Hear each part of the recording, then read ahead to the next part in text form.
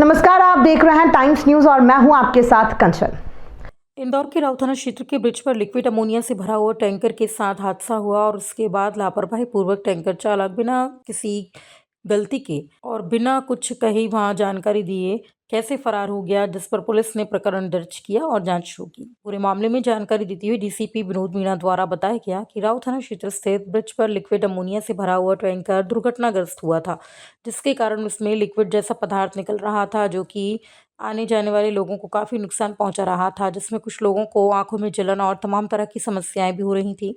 जानकारी लगते ही पुलिस अधिकारियों के साथ डीसीपी मौके पर पहुंचे और एक किलोमीटर क्षेत्र को पूरी तरह से आवाज़ लगाई कि प्रतिबंधित कर दिया गया। इस पूरे घटनाक्रम में 11 लोग अस्वस्थ हुए थे, जिसमें से कुछ पुलिसकर्मी, राहगीर, एसीपी रुबीना मिजवानी को भी इसका इफेक्ट पड़ा था, क्योंकि वह कई देर तक मौके वारदात पर राहत कार्य कर रही थी। बताया जा रहा है कि प्रारंभिक तौर पर ड्राइवर की लापरवाही का केस दर्ज किया गया है, तो वहीं अज्ञात वाहन के चालक के खिलाफ भी केस दर्ज किया गया।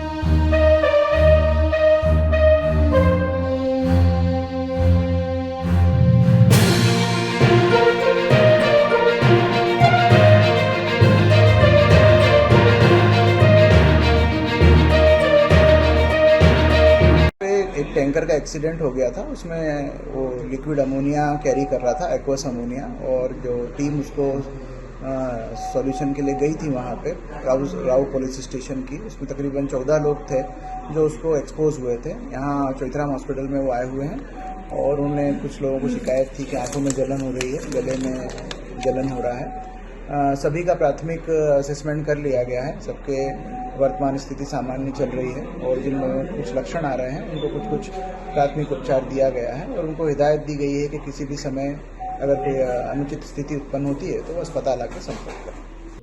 हाँ, देखिए, जैसे कि आप सभी को विदित है, कल एक लिक्विड अमोनिया का लीकेज सेज यूनिवर्सिटी के सामने जो ब्रिज है राव क्षेत्र में उसके अंदर पाया गया था। जैसे कि आप हमारे द्वारा सर्वप्रथम, चूँकि ऐसे सभी मामलों में पुलिस हमेशा फर्स्ट रिस्पॉन्डर रहती है, तो हमारे द्वारा उसमें सबसे पहले ब्रिज को कॉर्डन ऑफ किया गया। तत्पश्चात हमें ज़रूरत महसूस हुई एक लंबे कॉर्डन और करने की, तो हमने राव गोल चौराहे पे भी एक कॉर्डन लगाया और तेजाजी नगर थाने पे भी एक कॉर्डन लगाया। तत्पश्चात निरंतर हमने हमारे द्वारा पुलिस पार्टी के द्वारा एक्सपर्ट से भी बात की गई उनको मौके पे लाने के लिए, और साथ ही साथ जो ऑनलुकर्स होते हैं घटनास्थल पे जो वीडियो बनाते हैं, जो आम जनता होती है, उसको भी पेट्रोलिंग के द्वारा लगातार वहाँ से हटाने का प्रयास किया।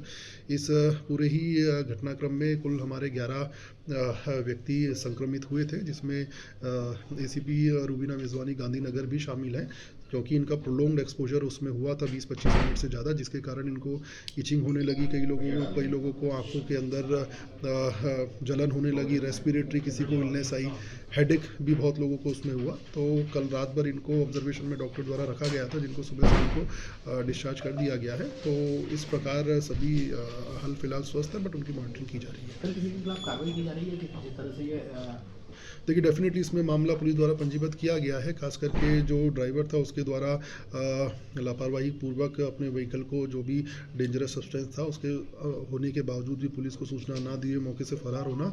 साथ ही साथ घटनाक्रम पे ये भी पाया गया है कि जो टैंकर था उसको ऐसा प्रतीत होता है प्राइमा फेसाई कि किसी ने आपको पीछे से टक्कर मारी है, तो एक अज्ञात वाहन के विरुद्ध भी हमारे द्वारा इसमें एफआईआर पंजीबद्ध की गई है। कहाँ से आ रहा था, किसका था टैंकर? ये टैंकर बेसिकली पीतमपुर से आ रहा था और ये ग्वालियर टैंकर ग्वालियर जा रहा था।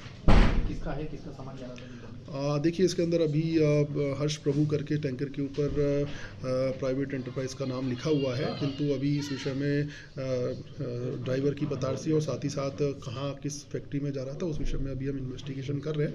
संभवतः 1-2 दिन में हम सभी जानकारी जुटा पाएंगे। टाइम न्यूज़ देखिए अब आपके मोबाइल और स्मार्ट टीवी पर लाइव प्ले स्टोर से डाउनलोड करें।